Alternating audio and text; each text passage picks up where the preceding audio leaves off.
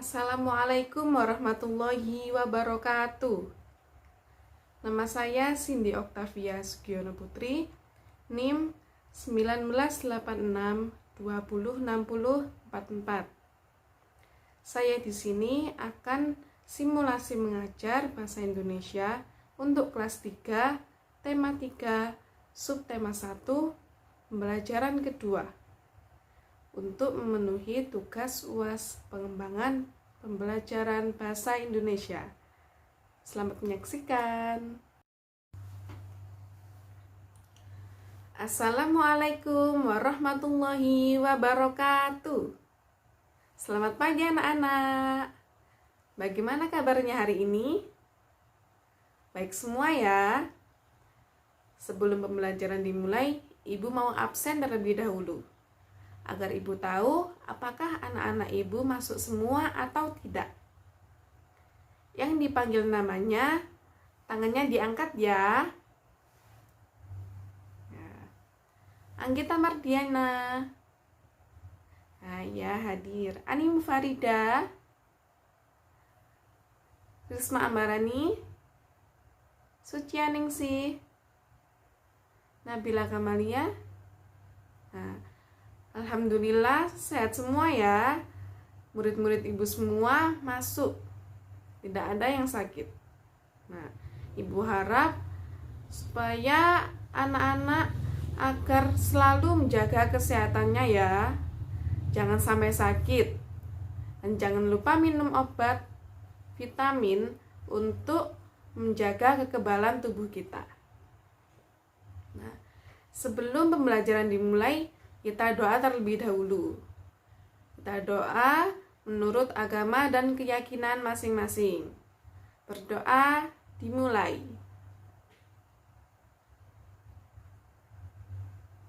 Amin. Berdoa selesai. Supaya pembelajaran hari ini anak-anak bisa lebih semangat lagi, mari kita bernyanyi lagu Garuda Pancasila sama-sama ya. Dalam hitungan ketiga, kita mulai. 1, 2, 3. Garuda Pancasila, akulah pendukungmu, patriot proklamasi, sedia berkorban untukmu. Pancasila dasar negara, rakyat adil makmur sentosa, pribadi bangsaku, ayo maju, maju, ayo maju, maju, ayo maju, maju. Ibu lihat sepertinya anak-anak sudah semangat untuk pembelajaran hari ini ya. Sebelum dimulai, Ibu mau tanya dulu. Coba diamati di sekitar anak-anak, benda apa saja yang ada di sana ya? Apakah benda-benda itu terbuat dari bahan yang sama? Coba dilihat di sekelilingnya, ada benda apa saja? Ada apa? Ada meja, ada kursi, ada pintu. Selain itu ada apa lagi? Ada pensil. Dari semua benda yang anak-anak sebutkan tadi, itu terbuat dari bahan yang sama atau tidak ya? Ya, dari bahan yang sama. Apa bahannya? Ya, betul sekali, dari bahan kayu. Hari ini kita akan belajar tentang benda yang terbuat dari kayu. Sekarang Ibu mau tanya, bagian pohon mana ya yang diambil untuk dijadikan benda-benda yang disebutkan anak-anak tadi? Siapa yang tahu? Ya betul sekali. Bagian pohon yang diambil yaitu batang kayunya. Apa saja benda-benda yang bisa dibuat dari batang kayu tadi? Ada meja, kursi, sapu. Ya, betul sekali. Sapu di gagangnya itu terbuat dari kayu. Ada lemari, pensil, dan lain sebagainya. Nah, sekarang kita buka buku siswa halaman 12. Nah, di sini terdapat wacana yang berjudul benda terbuat dari kayu. Nah, siapa yang mau membacanya? Ya, Nabila, silakan dibaca.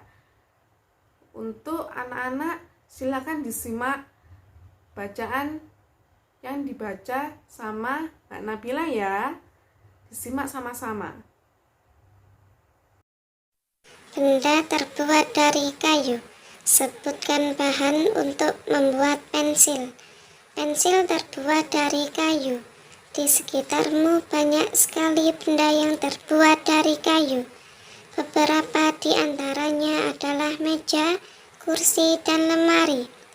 Kayu juga digunakan untuk membuat benda kerajinan, misalnya patung dan figura. Kayu adalah bahan dari pohon. Untuk memperoleh kayu, kita harus menebang pohon, kemudian mengambil bagian batang untuk diolah menjadi berbagai macam benda. Perubahan dari batang kayu menjadi benda-benda tersebut melalui proses yang berbeda-beda. Pertama, batang pohon ditebang.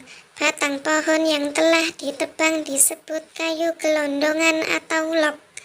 Kemudian, log dikirim ke pabrik atau pusat penggergajian.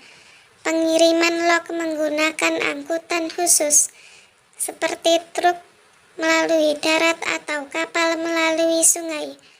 Setelah itu, log dipotong-potong sesuai keperluan.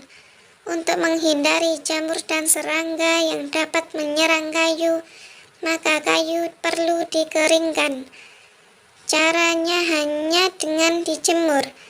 Kayu dijemur sekitar 2 hingga 4 minggu.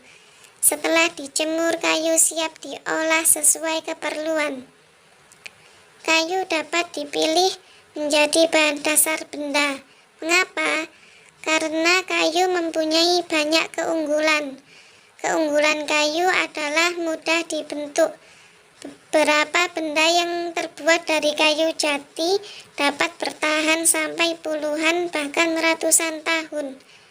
Kelemahan benda berbahan kayu adalah tidak tahan api, sehingga mudah terbakar. Namun ada beberapa jenis kayu yang mudah terserang rayap atau serangga lainnya. Nah, setelah menyimak bacaan wacana yang dibacakan teman kalian tadi, ayo kita buka buku siswanya lagi halaman 13. Nah, di sini ada beberapa pertanyaan, kita bahas bersama-sama ya. Yang menyimak wacana tadi pasti bisa menjawab apa jawaban dari beberapa pertanyaan tadi. Yang bisa menjawab langsung angkat tangan ya. Nah, untuk soal yang pertama, berapa lama waktu yang dibutuhkan untuk pengeringan kayu? Siapa yang bisa menjawab? Nah, iya, Mbak Suci.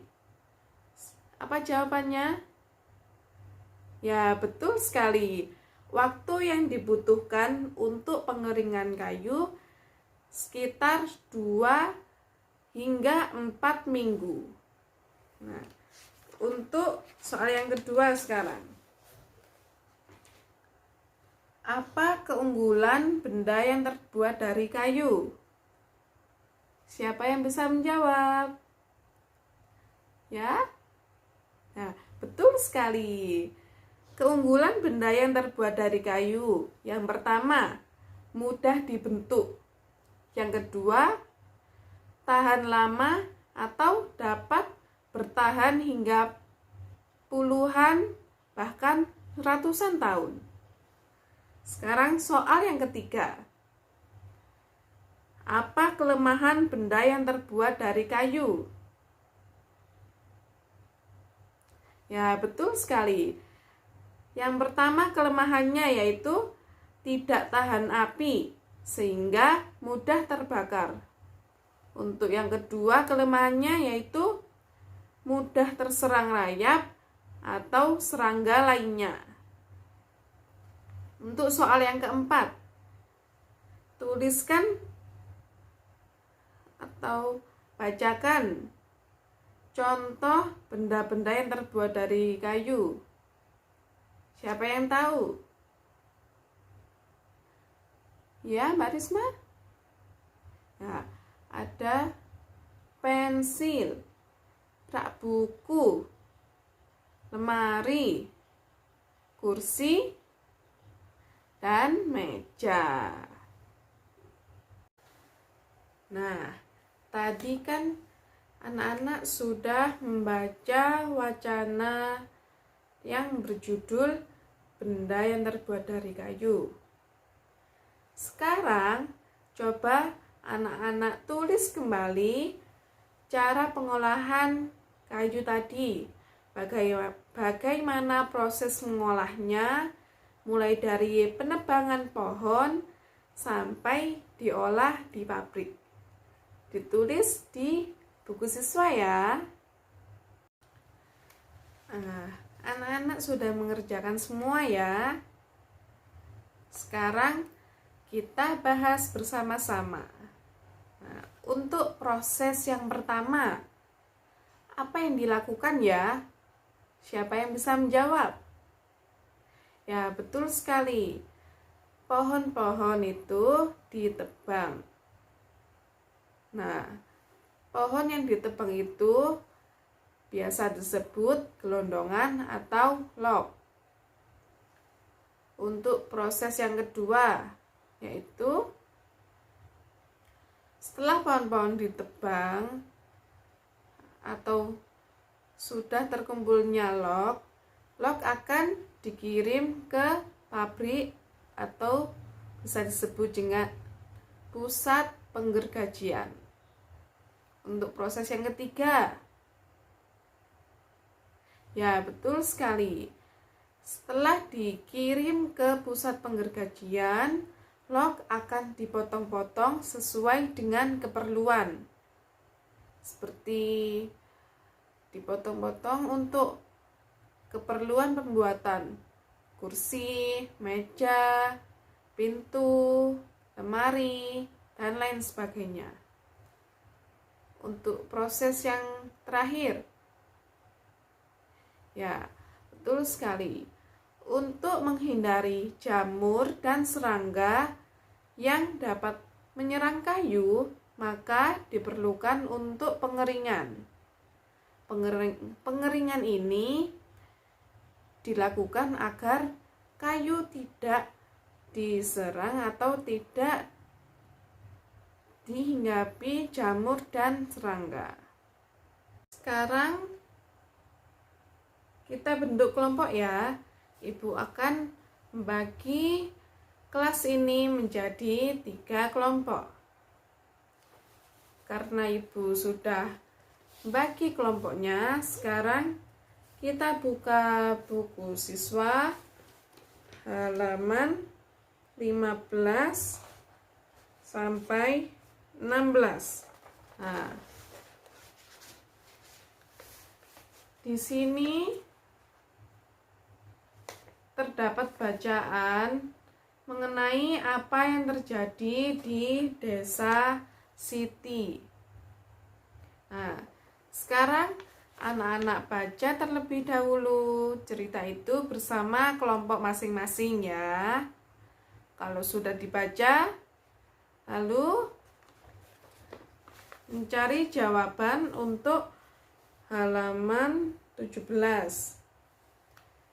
Mencari jawaban bersama kelompok dari bacaan ini. Cari jawaban. Setelah dicari, kita bahas bersama-sama. Nah, bagus sekali anak-anak. Anak-anak sudah membaca dan berdiskusi ke sesama kelompok, ke teman kelompoknya. Sudah dijawab bersama-sama, sudah dibaca bersama-sama. Sekarang kita bahas pertanyaan-pertanyaan ini. Nanti Ibu akan menunjuk kelompok-kelompok yang harus menjawab, ya. Dijawab dengan suara yang lantang. Oke? Nah, untuk pertanyaan yang pertama. Di Desa Siti banyak penebangan liar. Bagaimana cara mengatasinya? Coba kelompok 2. Dibaca yang keras jawabannya. Ya, bagus sekali.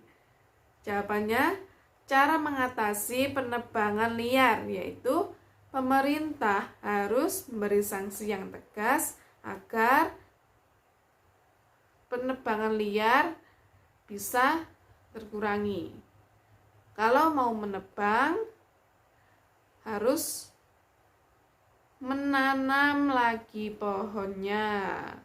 Habis ditebang, orang-orang yang menebang tadi harus menanam 1 pohon kecil agar pohon-pohon yang ada di hutan tidak habis, ya.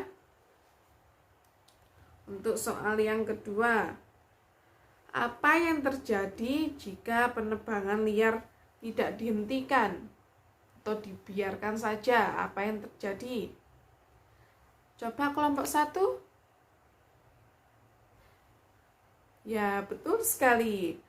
Jika penebangan liar tidak dihentikan, maka dapat menyebabkan bencana alam seperti banjir, tanah longsor, dan kekeringan. Binatang-binatang juga tidak lagi memiliki rumah. Untuk pertanyaan yang ketiga, coba kelompok 3 menjawab pertanyaan ini. Bagaimana cara mengembalikan hutan kembali? Seperti apa caranya untuk mengembalikan hutan kembali seperti semula? Ya, betul sekali. Cara mengembalikan hutan seperti semula adalah melakukan reboisasi atau penghijauan kembali. Menanam pohon-pohon kecil di hutan agar pohonnya tidak habis atau agar hutan tidak gundul, tidak sepi dari pohon-pohon.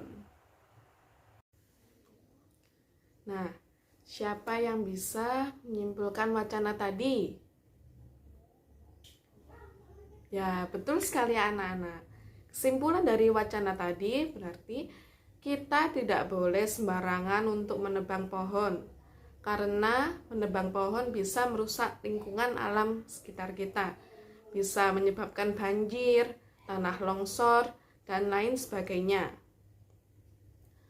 Untuk tugas di rumah, coba anak-anak membuat tabel nama benda yang terbuat dari kayu dan bagaimana kegunaannya. Jangan lupa dikerjakan di rumah ya. Nah, sebelum pembelajaran diakhiri, kita berdoa terlebih dahulu. Berdoa mulai. Berdoa selesai. Ibu tutup. Wassalamualaikum warahmatullahi wabarakatuh. Sampai jumpa di pembelajaran selanjutnya.